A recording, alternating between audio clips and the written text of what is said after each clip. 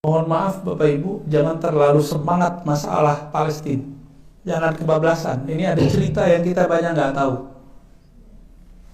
Kejadiannya di Masjidil Aqsa, tapi kemudian yang berperang Hamas dengan Israel. Ini dua hal yang berbeda. Ya, Hamas, tahu nggak Hamas siapa? Nggak tahu kan? Kita tahunya Palestina. Ini kabar agak pahit, saya kasih tahu. Ya. Karena kita kadang-kadang donasi, kita nggak tahu donasi ke siapa. Saya suka Bapak Ibu hobi donasi, tapi pastikan donasinya ke siapa. Karena saya pernah masuk ke Israel, itu kita masuk 7 kali diperiksa, nggak bisa bawa barang-barang. Maka pastikan kalau kita donasi ke lembaga yang diakui oleh pemerintah dan lewat jalur pemerintah, hanya itu satu-satunya jalur. Jadi tolong pengurus masjid jangan sampai harta-harta yang diberkahi Allah ini kemudian salah jalur. Dan itu sudah terjadi. Salah satu tokoh yang dihormati di Indonesia, ya, salah satu tokoh dakwah itu ngirim dana ke bukan Palestina, Israel Suriah. Yang nerima siapa? Kelompok teroris. Terkenal, Pak. Itu karena beliau mungkin tidak tahu, nggak ditangkap. Kalau beliau sadar dan tahu, itu bisa diperkarakan masalah terorisme. Saya yakin mungkin beliau tidak tahu kali, mau bantu-bantu aja. Tapi yang nerima kelompok teroris. Ya kita berhusnuzon. Jadi di Suriah itu pertengkaran itu lebih dari 10 kelompok bersenjata. Nah, sampingnya Palestina. Ada satu kompleks, satu distrik jalan lah namanya Sheikh Jarrah. Itu nama kampung. Kampung Atua Jarrah, gitu-gitulah ya namanya. Itu tanah konflik.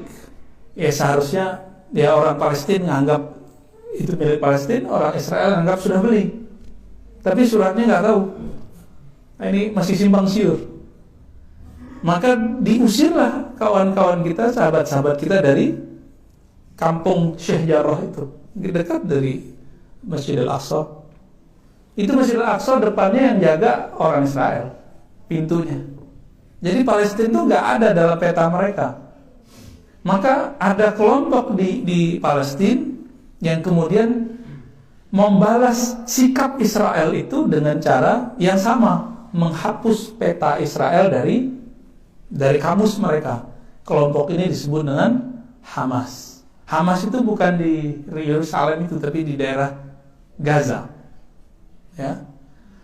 Hamas itu dulu sempat berpolemik dengan presiden yang lama, Perdana Menteri presiden nyebutnya, Yasser Arafat, presiden ya.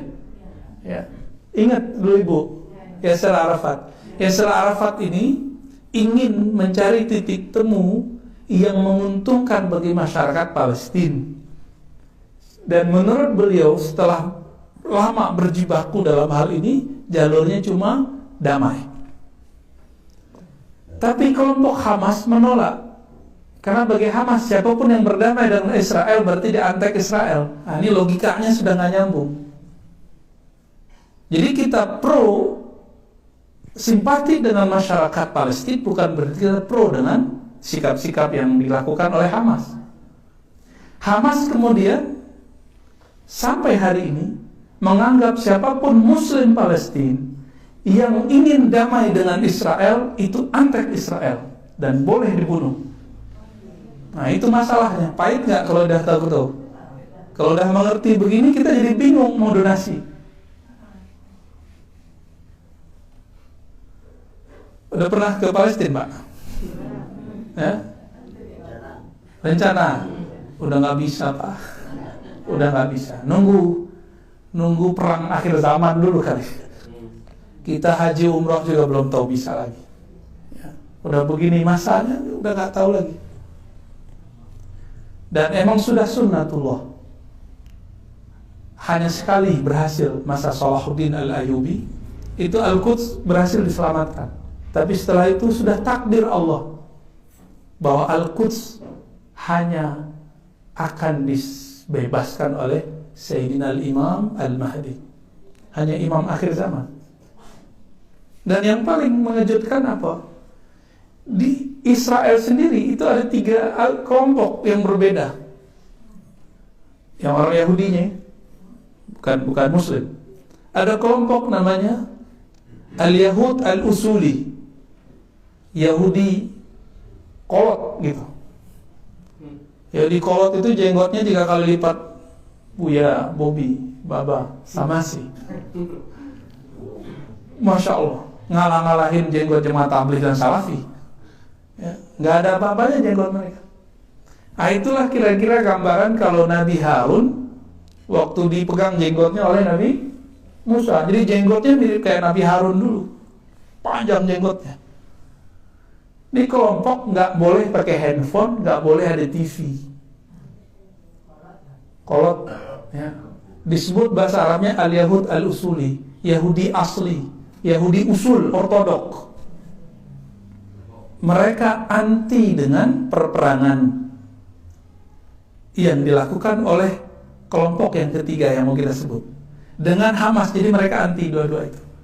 Kelompok kedua, kelompok nasionalis, Syabi, Al-Watani, ya. Masyarakat biasa, masyarakat sipil. Itu Yahudi itu dia bingung dengan pertengkaran itu. Mereka juga pengen damai, dan kita lihat mereka demo setiap hari, setiap minggu. Ya, kalau 2 kelompok pertama dan kedua. Tapi yang paling bahaya kelompok yang ketiga, Zionis. Inilah yang disebut bahasa Arabnya Sahyuniyah. Sahyuniyah. Inilah yang menguasai di Yerusalem. Mereka lah yang bunuh-bunuh saudara kita di sana.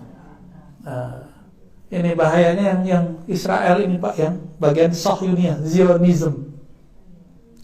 Zionis itu sudah pemahaman. Dia ambil agama sebagai alat pembenaran pemahamannya bahwa tanah Al-Quds tanah mereka, dan itu harus diambil dengan cara apapun. Tapi dari berita-berita, Bapak Ibu bisa mendengarkan berita bahasa Arab kan?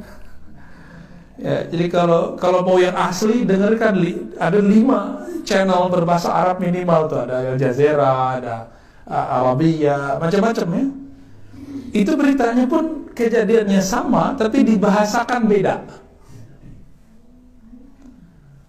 Ada istilahnya perang Palestina Israel umumnya. Ada perang orang Islam Israel, beda nggak? Ada perang Hamas Israel, itu beda-beda tuh beritanya. Ya.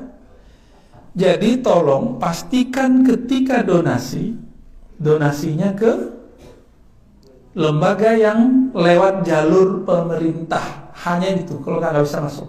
Yang perlu data nyamuk yang mana tuh? Itu Zionis Pak. Zionis. Zionis. Ya. Yang ketiga Pak. Karena dialah yang mau perang-perang itu. Tahun 2016 saya pernah berdakwah di salah satu negara Eropa. Saat itu di KBRI hadir Menteri Luar Negeri yang sekarang. Kan dia ini yang kedua ya Bu Retno. Ternyata lagi ada konferensi pertemuan orang-orang di Eropa untuk menyelesaikan persoalan Palestina. Apa kabar baiknya? Banyak negara di Eropa pro dengan Palestina. Cuma negara-negara yang lain yang juga besar itu tidak pro dengan Palestina, pro-nya dengan Israel. Apa kata beliau? Ini orang Palestina sendiri itu juga dengan orang Israel, beberapa mereka sudah capek dengan perang. Tapi Zionis dan Hamas selalu ingin perang. Itu masalahnya. Kejadian Sheikh Jarrah, tapi yang itu jadi kesempatan oleh Hamas. Nah, Hamas itu kalau bahasa presiden yang lama Gus Dur itu berkhianat kepada Yasser Arafat. Diajak untuk berunding, mereka nggak mau. Maka sampai hari ini, mohon maaf, ini kabar pahit yang saya mau ceritakan. Ya, mungkin teman-teman aktivis pada kaget juga. Mungkin nggak sepakat, nggak masalah. Tapi itu kabar valid yang saya dapatkan.